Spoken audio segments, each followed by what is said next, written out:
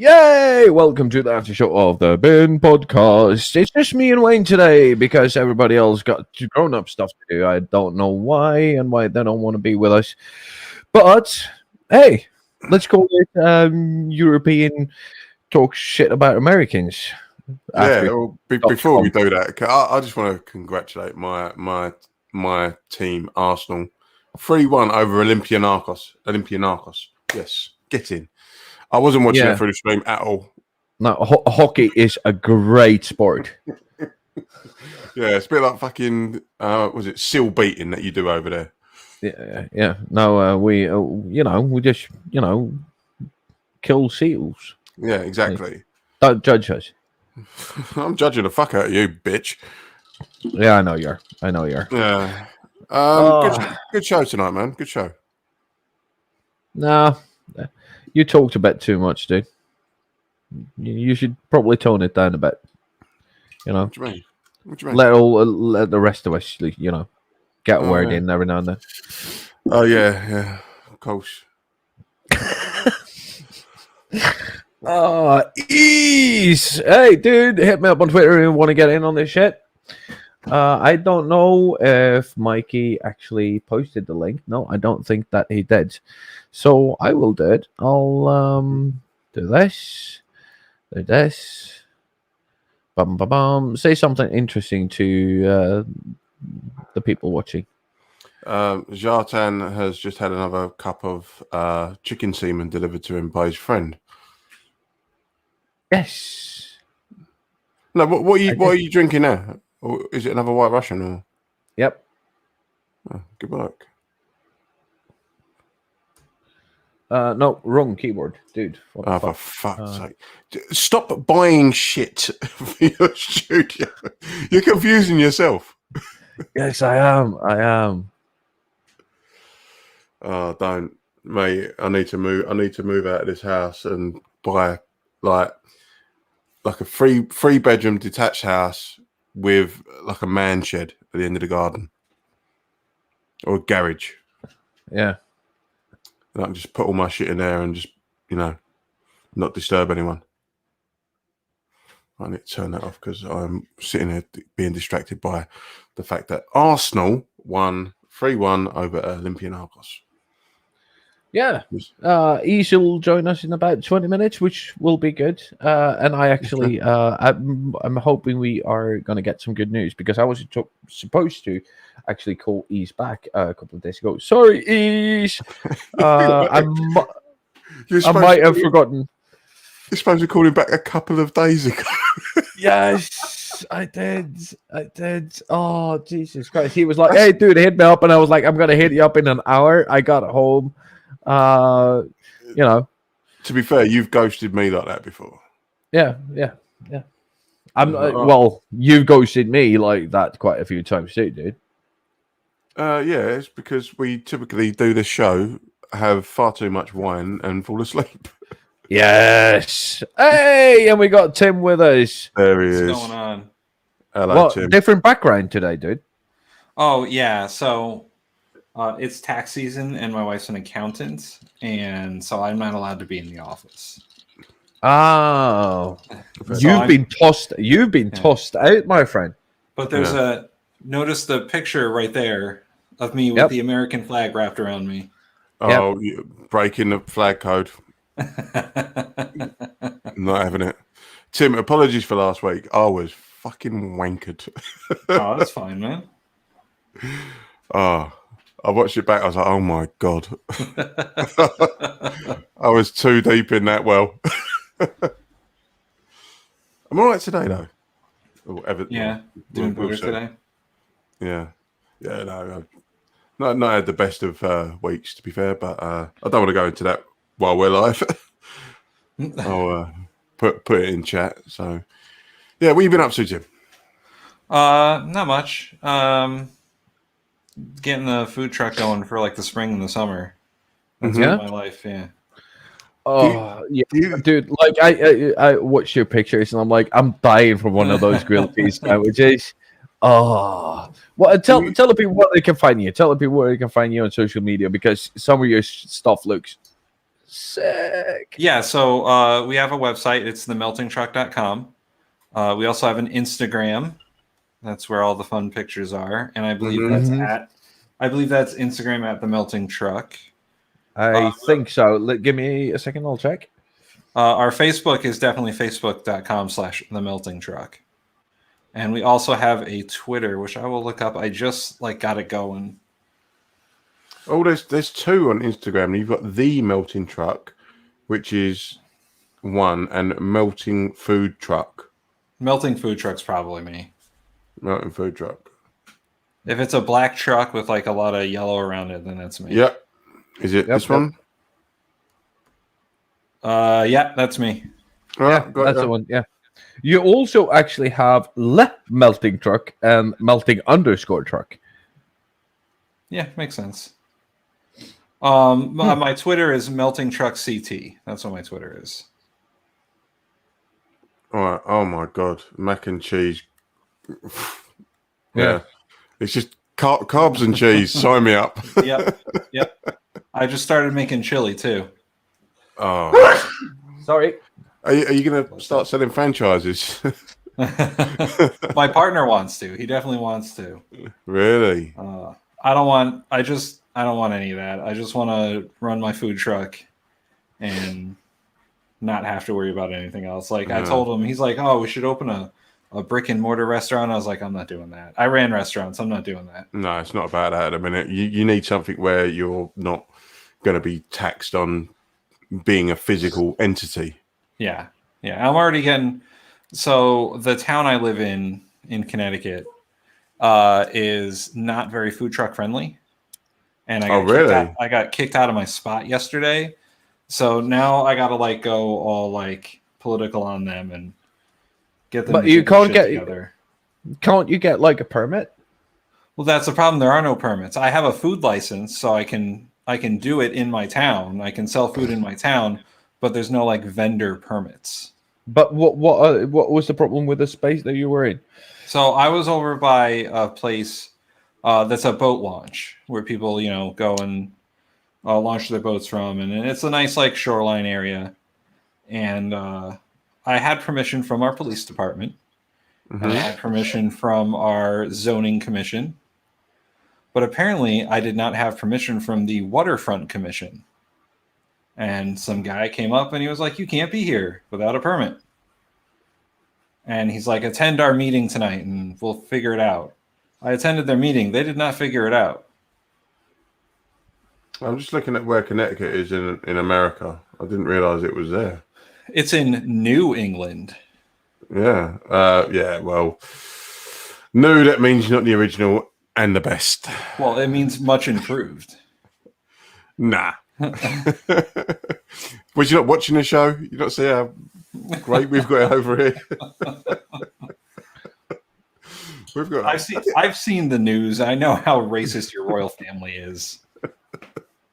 But they're not. I know how awful Piers Morgan is. They're just misunderstood. Yes. Centuries of misunderstanding. Yeah. Which led to you breaking free and creating your own country. And I seem to remember the colonies originally sending King George a olive branch, and he basically said, "Go fuck yourselves." So we were like, "Well, I guess we're going to war." He was sitting there like a Scrooge McDuck in his vault of gold, just swimming around. Oh, I've got some post. The Americans, fuck them. It's okay. We ruin other countries too. It's fine. Yeah, exactly. You basically just said, "Oh, colonialism. Hold my beer." Well, also our War of Independence caused the French War of Independence. So Yeah, it's a cascade effect. But what can you do? I mean, we could stop invading other countries for oil. That'd be a good start. But I thought you were all... No. You were looking for weapons of mass destruction and fighting communism. Come on, man. Yeah, you went into someone's bin shed and was looking for weapons of mass destruction. And then you looked in the back garden and found oil.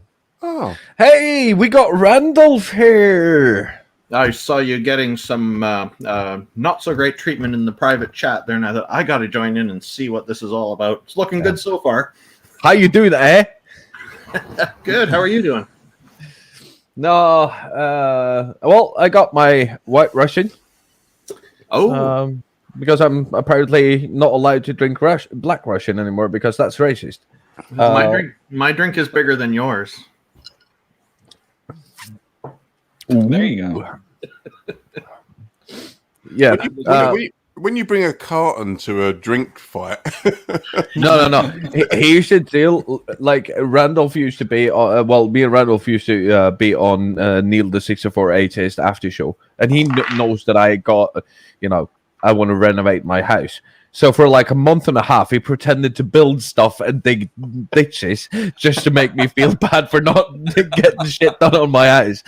Like, I don't even think that he actually made anything. He just, walked around with a hammer for like an hour and a half to make me feel like shit. I was going to say, that's a lot of effort just for... Dedication. A lot of dedication on just making me look like a fucking lazy bastard. I remember that one episode that you were saying some comment about me before I joined in, so I purposely went outside and found some work to do.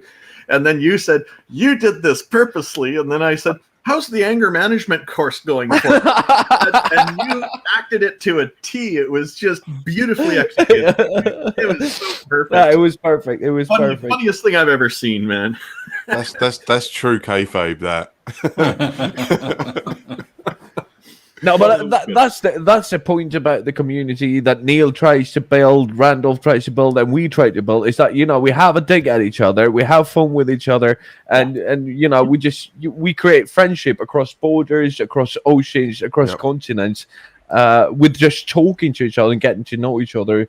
And sometimes we agree, and sometimes we don't. First time I met Randolph, we did not agree at all. And I forgot what it was that we didn't agree on. No, I think it was the definition of agnosticism and atheism. I think that was our first interaction. Oh, let's relive that then. So, what was the argument? Well, the argument wasn't really that. He was having an argument with another person about agnosticism and atheism, and I realized that they had different definitions on it. On what that entailed, and I tried to have them define that, and then they kept defining it in different ways. And I was like, we can't have an argument about agnosticism or atheism if we can't agree on what agnosticism is or atheism is. Then the whole the conversation will not move forward if we can't say, okay, this is agnosticism, this is atheism. If we all have different start lines, there's no way that we can. You need to be playing on the same pitch. Yeah. You need to be playing on the same pitch. We can't end up at the same finish line because somebody's, doing a 100-meter dash and the other one's doing a marathon. It's like, of course, the guy who's running the marathon is not going to get first, through the finish line. So that was just so the argument that I tried. Well, the reason we got into an argument is can we just use, the English dictionary version of agnosticism and atheism to move the conversation forward.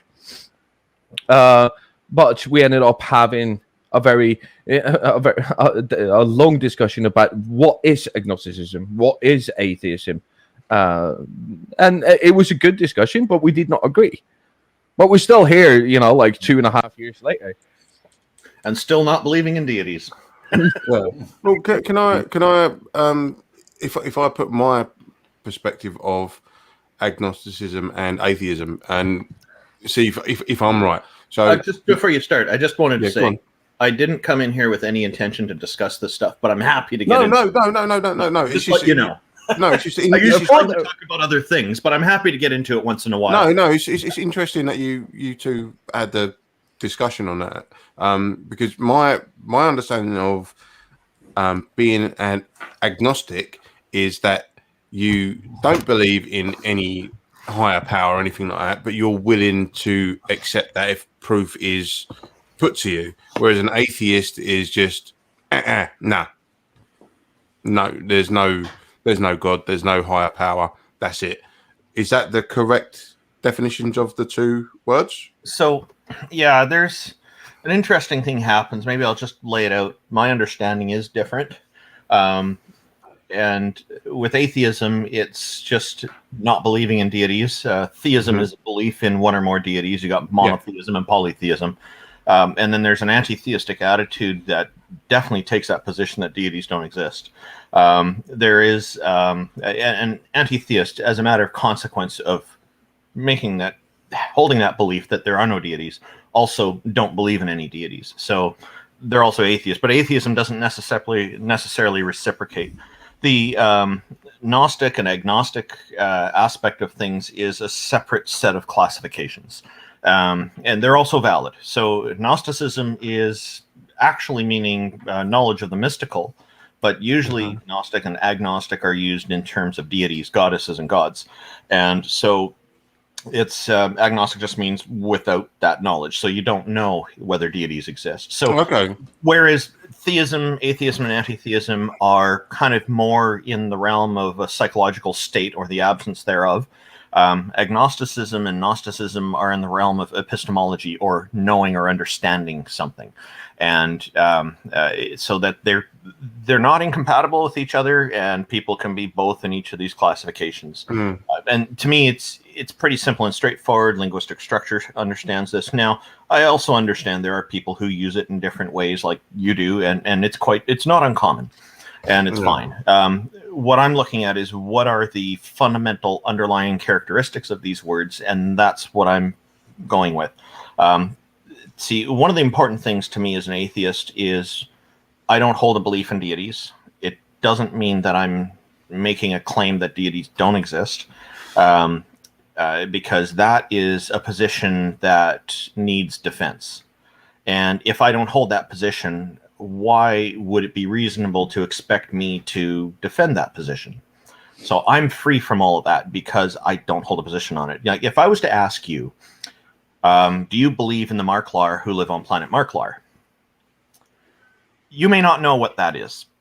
And so it's fair to assume, because you don't know, you aren't familiar with the Marklar, that you also don't believe in the Marklar. So you're a Marklar, I guess. You don't hold a belief in Marklar, and you don't know about them.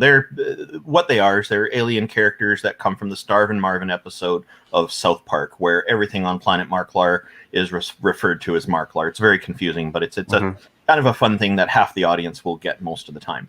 And so that's why I bring it up, to try to kind of make the example. So for me, I've never taken a position on whether deities do or don't exist. So I would be agnostic insofar as knowing. I don't know, and I don't believe. So in that respect, I'm an atheist. So that's how I look at it. And to me, I try to keep it very simple and straightforward to this. And this ties into the advocacy work that I do running the Canadian Atheists, national organization here that is trying to normalize atheism in society. And part of our motto is that it's normal to being an atheist is a normal thing in life, because it's normal to not believe things. And that's where I'm at with that. Yeah, I think this is where the confusion lies with me, is like, I would, by your definition, be agnostic in the sense of, I don't really give a shit, to be fair. I don't care, but I don't. If someone comes along and says, "All right, Wayne, I'm God," and I'll be like, "Prove it," and he does something, and I'll be like, "Oh, okay, well, now I believe in you." Whereas an atheist would be like, "Fuck off, mate." You're talking shit. There are people with those attitudes. So to me, I think an honest response is to tell people if you believe something or if you don't. Same if you don't know or you do know. Being honest in these terms, I think, is important and helpful in the discussion. But being because I had this really confusing job that I had the other day. I had to do a church in North London. I had to go and survey the house, the church, for draft proofing, and I got talking to the father who was in charge of the church, and just out of interest, I was like, "Oh, what did you do before this?" And he went, "Oh, I was a teacher." And I said, "Okay, well, what did you teach?" He went, "Science." I was like, "You fucking what?" I said, like, so how do you not how is it not like a culture clash between what you believe and what you can prove? And he went, well, that's one that only he can decide. And I went, oh, fuck this shit. I just couldn't deal with it. I'm just putting something in the chat here. We have a link to normalizeatheism.ca, explains the campaign that we're doing. And because what's happening is we're noticing that there are, like, if a proselytizer comes to my door to sell their religion, and I tell them I don't believe in deities, I'm an atheist, sometimes the response is, oh, okay, have a nice day. And others will invite to the church. And then there's others who will panic and act like, oh, no, there's something wrong here. I feel so bad for you. And this kind of patronizing, condescending kind of response. What I'm wanting to do, what I mean by normalizing, is I want to see attitudes change in society where when somebody says they believe in a deity, they don't get those kinds of reactions. And I would like it for atheists to receive the same treatment. I'm not asking theists to change how theists are treated. Just change how atheists are treated so that we're just like everybody else. That's all I'm asking for. Yeah, with this campaign. Because I know that there's studies out in America that the most mistrusted people in America are atheists. So and that's part of the vilification attempts that we push against. And I always call them vilification attempts because ultimately they do fail. And we just need more people pushing back against that information because it's wrong information. Yeah, Tim, do you have a view on this? Yeah, Tim, nice to meet you. I don't think we've spoken before. We've been on the same show, but I don't think we've spoken directly before. Okay. I'm in the I don't fucking know camp. That's where I am. So you're an agnostic. Yeah. I mean, I was raised Roman Catholic, but that didn't take. So yeah, I'm largely in the I don't know camp. I don't trust organized religion for the most part. Yeah, that's quite common. That there's a lot of people who've had bad experiences with it. And if we take a look at the Catholic clergy and their recent he's back. Shush. Child abuse epidemic worldwide. It's understandable why people who've left the Catholic Church, many of them, don't trust any organized religion after having experiences like that. Yeah, so, I mean, I never had any bad experiences, but my parents were very liberal when it came to religion. We basically got to choose our own religion, and I just didn't choose one. Okay, and so it was a free choice. Yeah. So it was truly free because if you are like in Australia, they're forced to vote, forced to choose somebody by law. That's not a free vote. That's a mostly free, but not entirely free vote. So and when I mentioned the Catholic Church earlier, I meant it as an example. I didn't mean to imply, just to be clear, that that kind of activity is inherent in religion. I think their problem is they're very too trusting of the people they brought into the clergy, and they probably weren't aware, didn't even think that it would ever happen because they thought God would look after things or whatever. And so they just brought people in and trusted them. And little do they know, the type of people who are going to go for jobs like that, where they can have access to children unsupervised, are the kind of people who are going to want to abuse it. Yeah, and I think this is where the PR thing for the Catholic Church kicks in, because they've famously moved priests around to different dioceses to try and keep it under the radar, to make sure and to escape jurisdictional. Yes. But it's with regards to organized, because it goes on in all. Let's be honest. All organized religions have this kind of undertone to it. The epitome of the choir boy, who's not going to say no to his priest because the priest is authority figure. Yes, they're the governor, and you can't say boo to that governor because otherwise your parents will look down upon you. So that's where people have taken advantage of that kind of thing. But at the same time, when it's been found out, as has been well documented, instead of expelling that particular priest for that and saying, no, we don't want no part of you, they just move them around. Move them around because we don't need that bad PR because it's bad for the coin in the sense of we ain't going to get any money if everyone thinks we're rubbish and like kiddie fiddlers. Okay, it's suspicious to people when they will not, when they want to handle it internally as well, not externally. And I think the mark of the character of an organization, as well as the leaders and the individuals, is how they choose to deal with things. And I feel they failed miserably here because instead of being open and transparent about it, which would be the honest thing to do that people of integrity would do, they're instead trying to hide it and cover it up, as you were pointing out earlier. And to me, that really shows that there are serious problems internally, systemically, with that organization. Yeah, so they're looking at the PR of the firm. Oh, this is so topical. Looking at the PR of the firm as opposed to individuals' behavior. So you could quite easily take this one person out of this organization and ostracize them and say that's nothing to do with us, that's disgusting, we can't be doing with it. But instead they're kind of trying to say, oh shit, how did we let that get through? We need to hide it, and nothing to see here, just carry on. Officer Barber. Situation normal. How are you? But to riff of a different show, they used a restaurant chain as their example in this case. But if any other company or organization in the world, right, had the problem with child abuse and pedophilia as the Catholic Church, and I'm going to use the same example as Brittany and Jesse used, Applebee's. Would you, if there was a systemic abuse of children within the organization of Applebee's,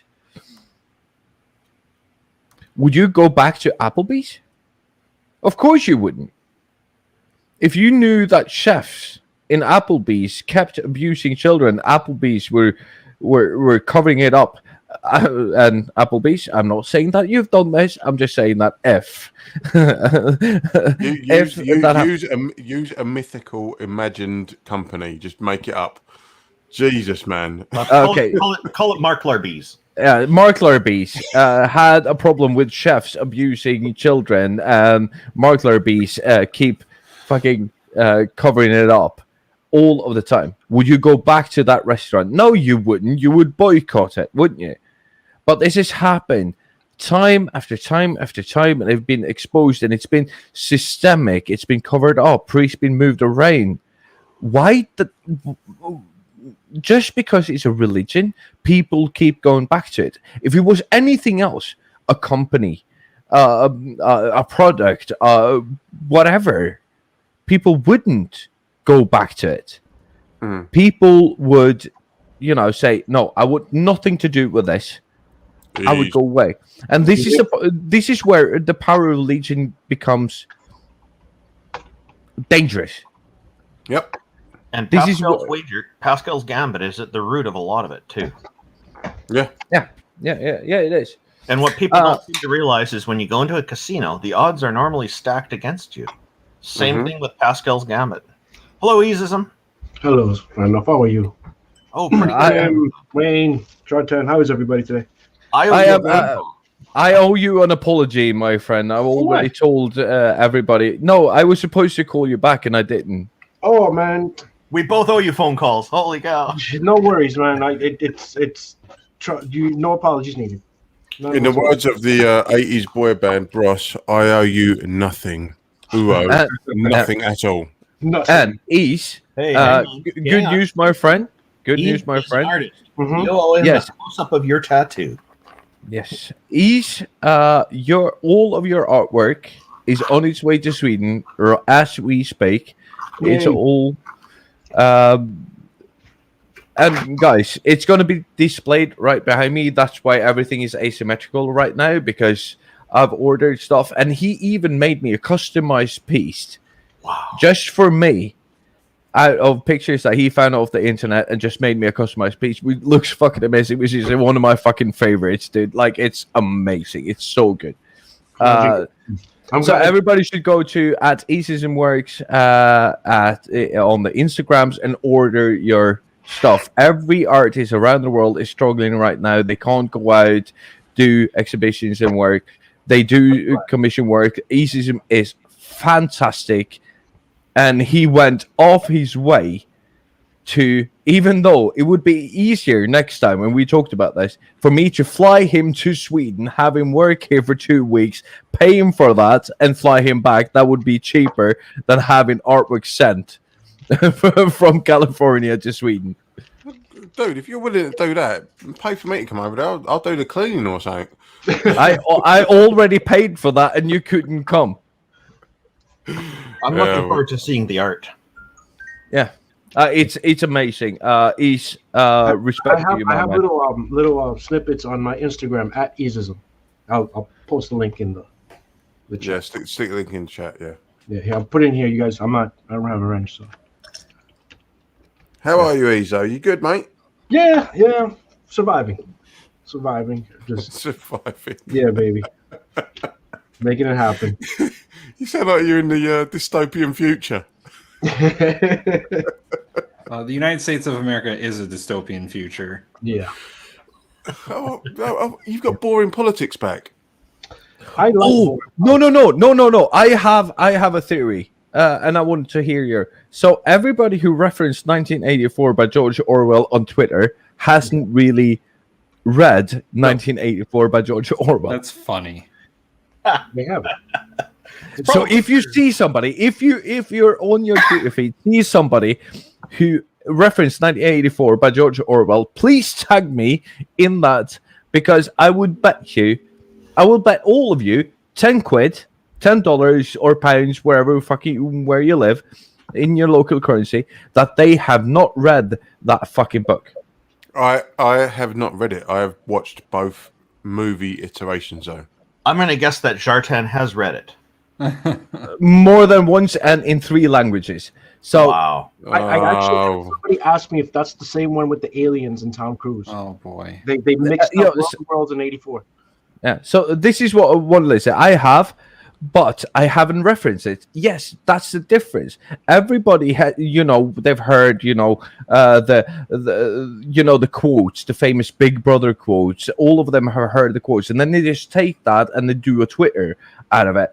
A tweet, not a Twitter, a tweet out of it. But they haven't really read the book. Yeah, then they don't actually understand what Big Brother is. They don't really understand what George Orwell was trying to say with that book. And a lot of right-wingers use 1984, like, this is 1984. I'm like, no, you're so wrong. Yeah. No, and every time I see like a hashtag 1984, I go into that and I go like, yeah. So, I love the fact that right wingers like look at 1984 and go, "Oh yeah, this is what's going on with the libs." I'm like, "No, you fucking idiot." You're amazingly insightful too. But it's interesting. I find here in Canada, we enjoy all our freedoms very much, but we find it very strange when American politicians start claiming that we're socialist and communist, because we're definitely. We do have good social programs, so we don't mind with the socialism thing, but we don't conflate it with communism. Whoa, hold on. You guys aren't just one big communist commune up there? Nope. No, we're free. No. We're strong and free. It's in our anthem. What you'll find, Tim, is that the USSR rebranded, moved to Canada. Oh, okay. And now it's trickled down socialism. Oh, okay. All right. And it all starts with Biden. It's communism light. Yeah, it's a pincer movement. So you got the communists coming down from the north, and then the socialists coming up from the south. You're fucked, mate. You are fucked. So Chartan, communism up here. 1984 is actually one of my favorite books. I've actually just started reading it again. I've read it I don't know how many times at this point. 1984 and Animal Farm are some of my favorite books. So Jojo, yes, elementary school. Absolutely. George Orwell was fantastic, but his what was the name of the book they wrote about South America when he went there? The Tales of Patagonia, was it? About the Falkland Wars. I don't know if that worked.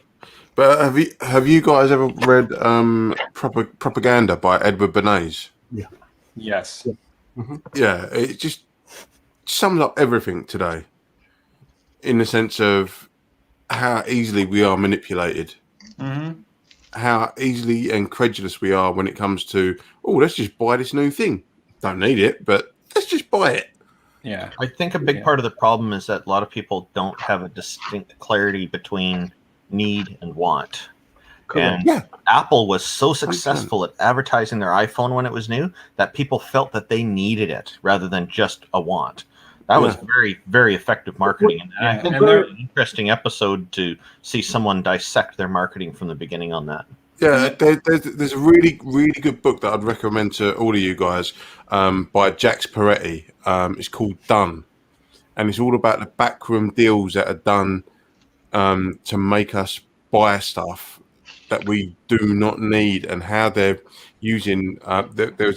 It's an old conspiracy theory, but it holds true.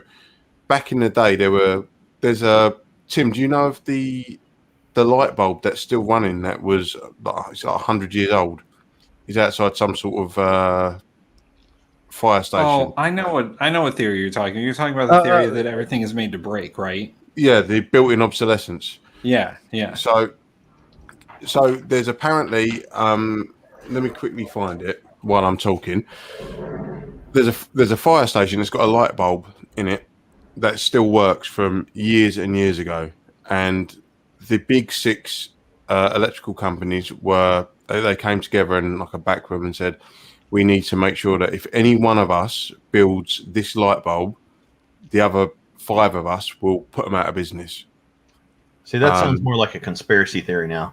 Yeah, no, it sounds. I will find. Talk amongst yourselves. I'll find it and I'll send I'll you the just link. talk briefly a little more about need and want. I was Go on. teaching with my wife, and I would teach our kids this since very early on, so that it is part of how they make decisions in their lives and things like that. We teach them to be critical thinkers, and we think that's an important part of it too. Is understanding that distinction.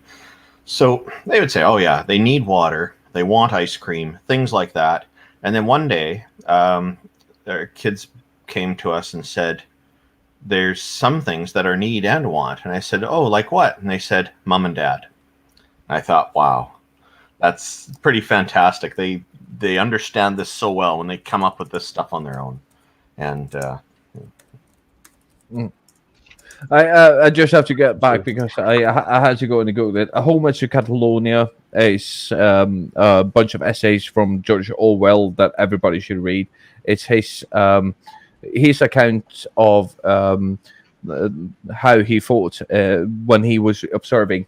So what he says is recounts his experience as a volunteer fighting fascism with the Worker Party of Marxist Unification in an anarchist Catalonia during the Spanish Civil War. It is one of the best reads that you will ever have. It's one of his best works. It is his best works, according to me, because it's so personal. It's his personal accounts, his letters, his, what he saw, what he did when he fought fascism by himself. It's fantastic. He's incredibly he's incredible in his writing, but this is so personal because he was there actually fighting fascism. It was fantastic. Back in a minute. apparently Mikey's got us on Twitch now. Ooh. Twitch out. I think we are. Haven't we been on Twitch this entire time? Maybe. I think so. But okay. So but can you please just do me this favor? Every time you see somebody referring to that on Twitter or Facebook, I think just tag me in it, and I'll call them out on it, because my theory as of now holds water. Nobody who referenced that on Twitter or social media in any way has actually read the book. It's because they want to sound intelligent, and that's like the easiest thing to grasp on when you're talking about any form of oppression by government. It's, Big Brother's watching and blah blah blah. Exactly. But you can't reference a book that you haven't actually read. Yeah. You know what I think? I think that's Shartan's what we're going to right get now. into some fights on Twitter.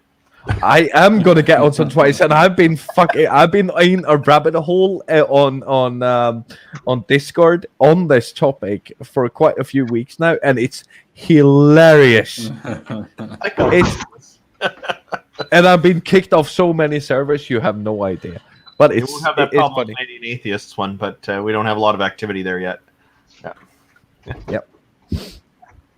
So, but we talked about food. We talked about. Oh no, go ahead, Tim. I was going to say, I noticed the same thing, that whenever someone references 1984, they have not read the book.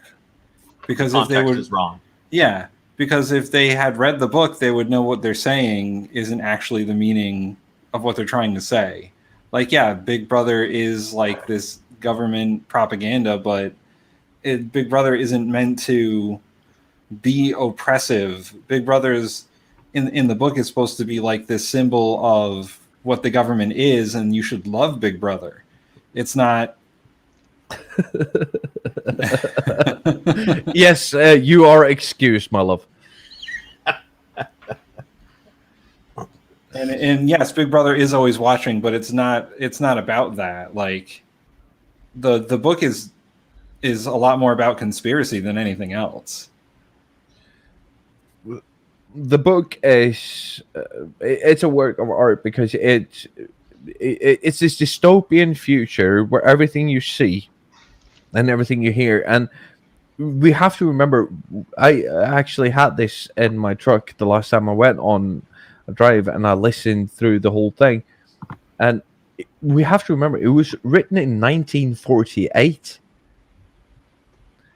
You know, the telescreens, all of the stuff, you know, the microphones in the forests, All the and stuff we kind of do have now. the stuff that we have, you know, and this was 1948. None of this stuff actually existed, right?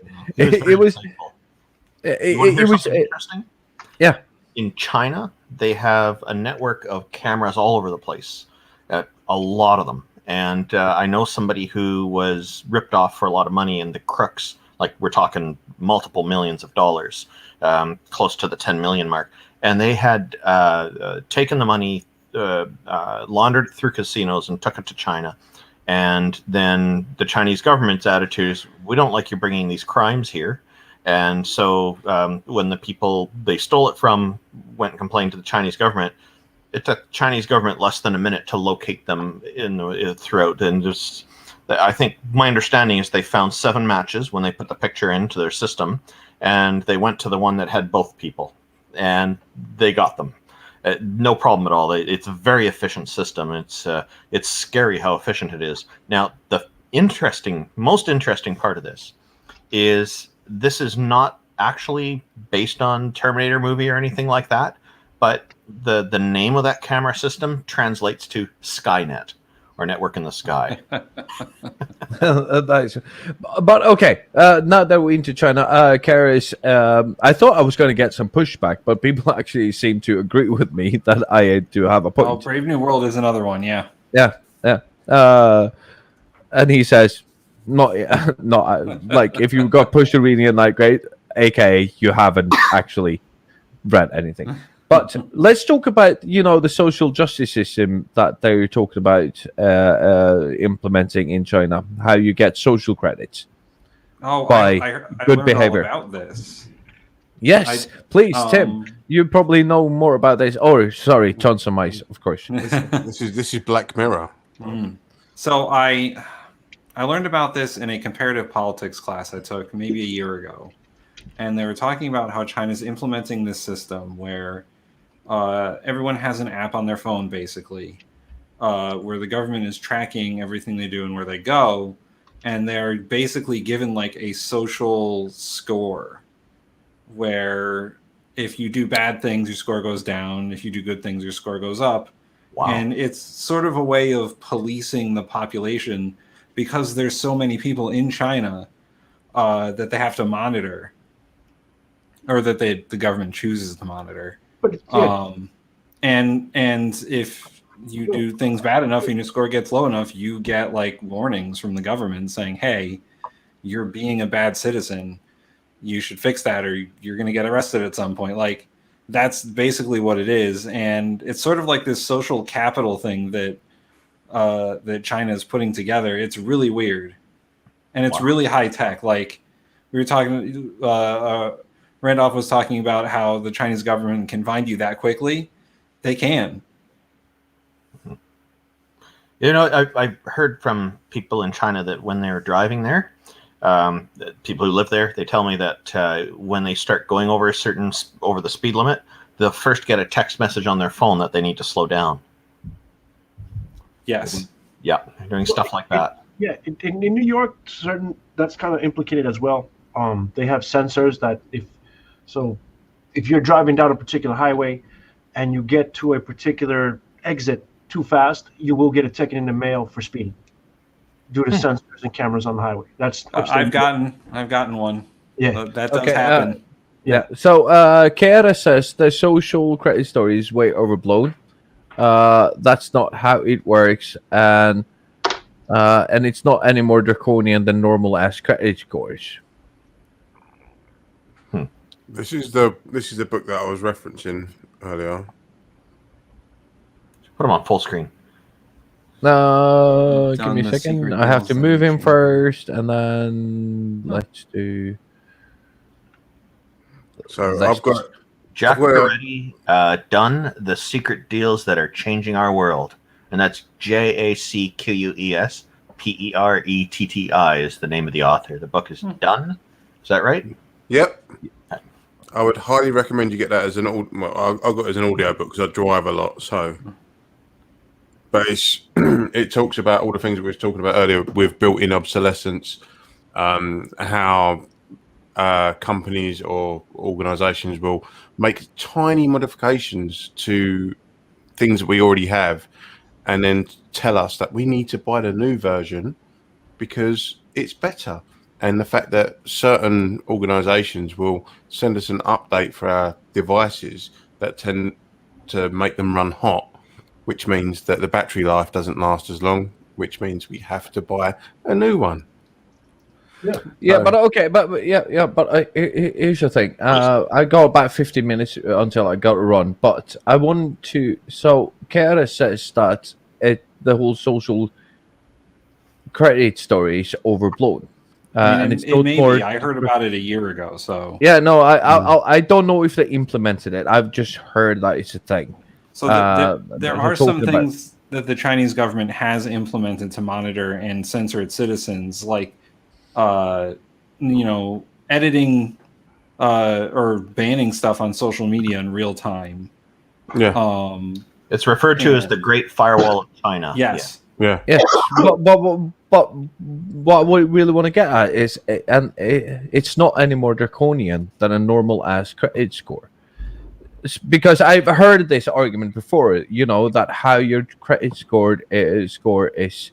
You don't pay your bills, your credit score goes down because you're in a bad spot economically at that point, and then for years and years and years you have to drag that along, right? So you sort of get suppressed into a lower social class because you're not allowed to buy a new car, you're not allowed to buy a home, you're not allowed to do this and this and that, because for a period of maybe 2 or 3 or maybe 6 months you had problems paying your bills. Is that any different from doing... And Karis, please write in the chat if you think that I'm misciting you here. But is that any different from what the Chinese are talking about doing with the social credit? No. In my opinion, it's just a different form of social control. Because if you have a low credit score, that means your access to certain things is restricted. But if you have a high credit score, they just chuck money at you. Literally, they're like, fucking go on, son. I mean, have it. I would say that, it's sort of an arbitrary difference, but the difference would be that the credit score system is more of a economic constraint. And, yeah, but it's all in the capitalist model. It's all in the capitalist model. Well, I said this. I've been saying this a lot for some reason, but that's capitalism for you. Yeah. But the Chinese thing isn't based on because they're supposed to be a communist country, so It's not supposed to be based on your economic outlook. It's supposed to be on basically how good of a citizen you are. Yeah. So that's the difference. It's not capitalist Yeah. like capitalism used to be.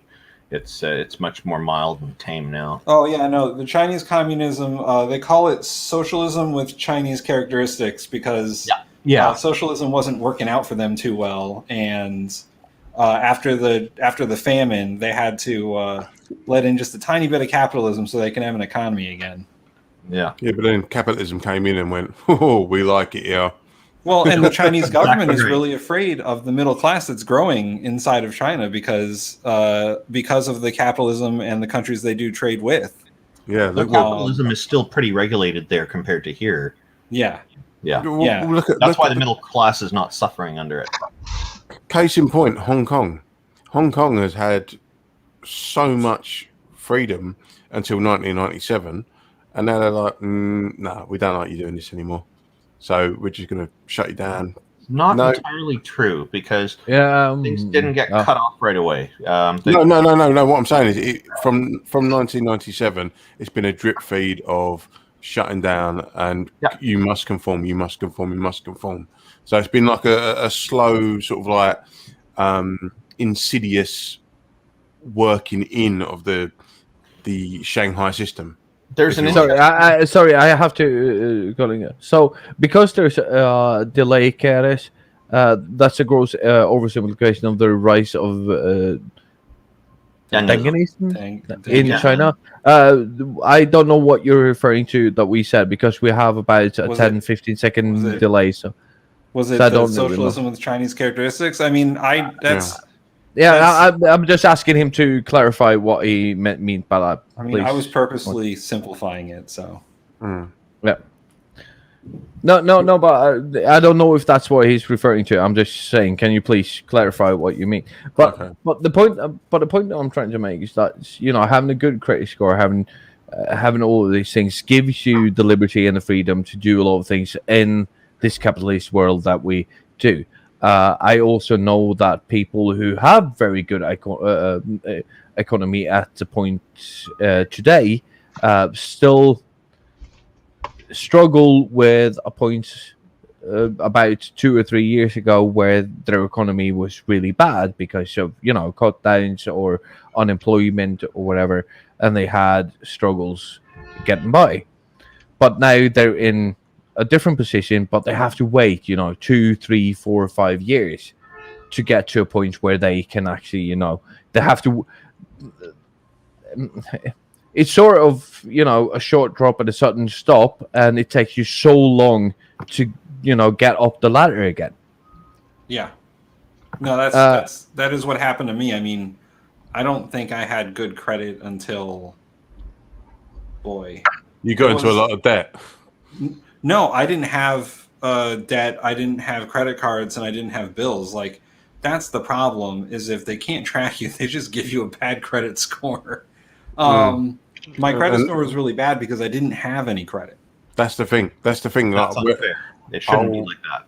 No, I'll give you a perfect example. I left a job when I was 18, and I was with Lloyd's Bank, and they sent me a pre-approved credit card application. All I had to do was sign it at 18. Right. All right? And I was like, pre-approved?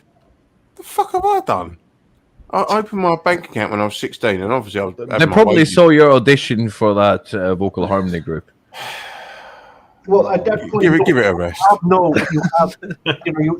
It's for you to start building credit. Like they realize, oh, this is brand new. You're now legal to make X amount of purchases. Yeah, but the thing is, they gave me a credit limit of £750 at 18. Yeah, and I just left my job. I was like, fuck it. Fucking swiping left, right, and centre, and my bill by the time I'd maxed that credit card out was like £1,400. Yeah, and I bet you they gave you a crazy interest rate too. Right. Yeah, but I just ignored it and moved. And then when I went to apply for a loan, that was against you. No. This is the thing. They went, yeah, all right, you can have £3,000. I went, really? It's like, yeah, here you go. And they said, "Why are you surprised at that?" I said, "Well, because I had a credit card from you guys, and I rinsed it and didn't pay it." They went, "There's nothing showing on here." I was like, "Okay, just give me $3,000." And just again, as a young man, just ruined my credit rating even more because I was like, free money, I don't give a fuck. And Yes, zero credit is Yeah, it's no credit. worse than bad credit. yeah, I will agree. so and then they just kept throwing money at me. I was having like, go on, sorry. Yeah, no, and let's get back to they become more capitalist because the socialism wasn't working out so well. Is what was referring to in his early statement. So I'll clarify that by saying that what I said was very simplified. They didn't introduce capitalism into their economy because they didn't think socialism was working out. They introduced capitalism into their economy because they wanted to trade with other countries, and there ended up being a change in leadership. Yeah. So basically, you're saying the same thing. You just simplify it, and no, I didn't mean to like simplify Chinese history. I've taken a few Chinese history classes, and no, that's what I'm trying to say. I'm just saying you are saying the same thing. You simplified it, and he took exception to it, but now we clarified it. So I guess that basically what you're saying is the same thing. Yeah. No, I totally agree with what he's saying. Yeah,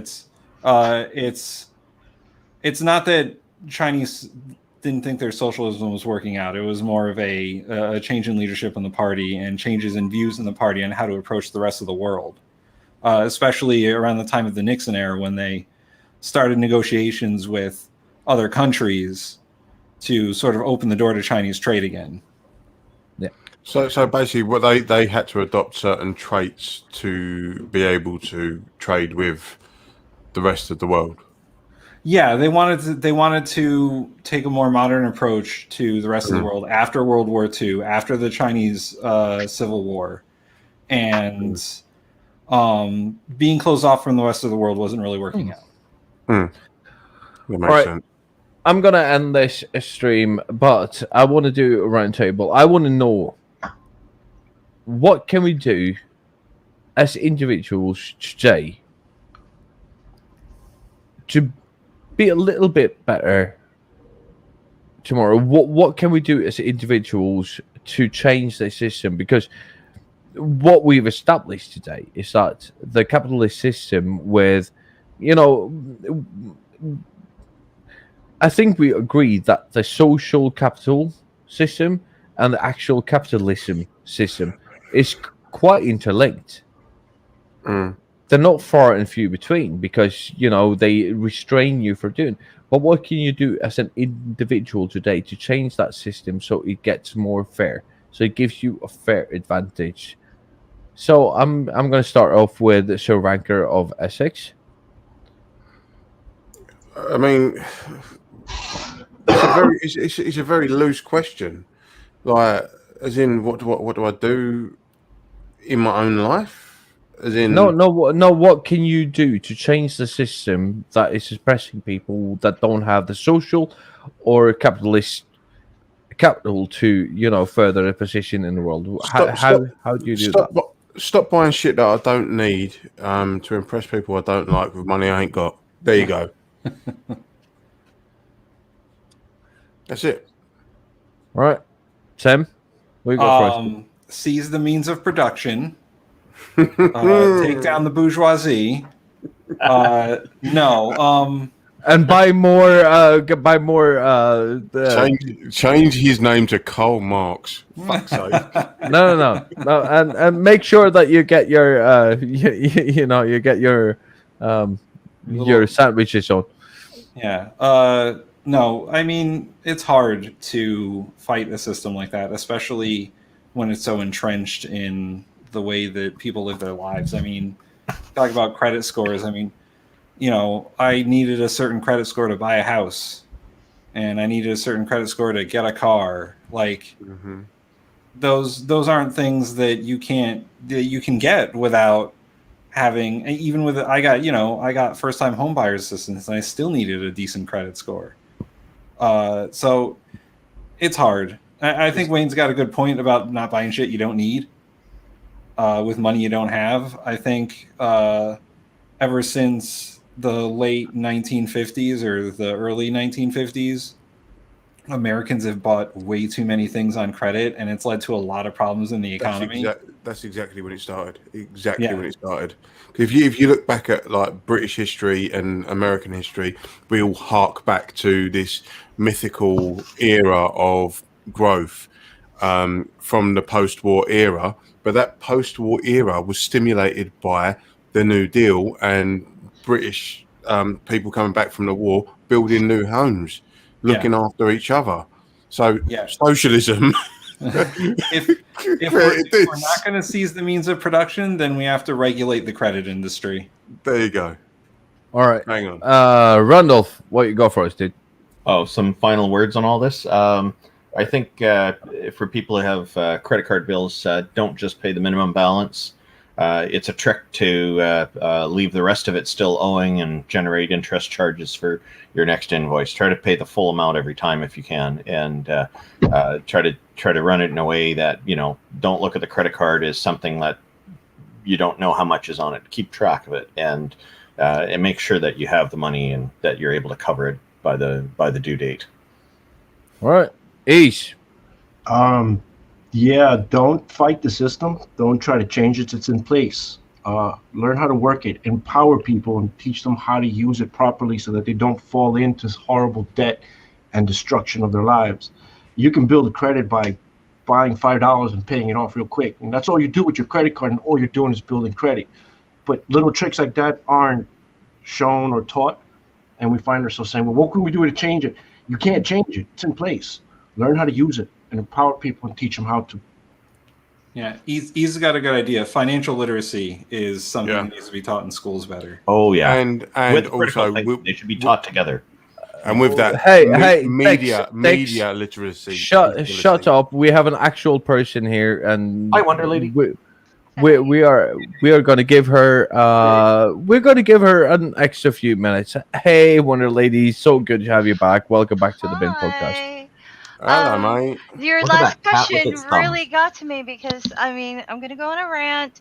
It's not just the consumers that have to stop consuming things that they don't actually need, have money for, blah, blah, blah, or credit and things like that. Part of the problem is government itself giving tax breaks and money laundering loopholes to corporations and people who actually have money. They need to start paying their fair share, percentage-wise. Like, percentage-wise, if I go and I get a speeding ticket, the percentage of the fine to my income is ridiculous. If a rich person gets pulled over, gets the same ticket, it's barely a scratch. Of course, they're going to keep breaking the law. Fair point. The same thing goes with the economy. A business has to pull its own weight. It shouldn't. If I get hacked by a computer person and I have to replace my computer, they're not held on a felony. If a company gets hacked and they lose, like, I don't know, 5% of their profits, the person who did it can be considered to be a felony because it adds up to X amount of money. This is not fair. There is percentage that is missing here, and if you don't understand what I'm talking about, examine the Alfred Doolittle issue with Henry Higgins and the money thing. Well said. I think that it's like an applaud for that because it was I'm on well it. put. I'm Well bowing. put. I'm bowing. But that is basically part of the thing. So you keep looking at consumers. It's the same thing with pollution. Back in the 60s and 70s, there was the crying Indian commercial. Americans should remember that. Like, oh, pollution, it's terrible. Look, we're making Native Americans cry. But the thing is, it was companies that weren't taking responsibility for the types of containers that they were putting food in and products in. Also, government's problem for not having a recycling thing or even having a method of handling these items. What happened was the American people ended up with the bill, the shame, the blame, all all of that when it was actually there was no place to put it, no responsible way of dealing with it, and companies could pick any container they wanted in order to ship us goods or give us goods, and we were just supposed to be like, oh, we're to blame, we're the ones who bought it, golly gee, aren't we awful? No, stop blaming the common people. We really need to put the responsibility of the people who make and break this shit. Again, well played.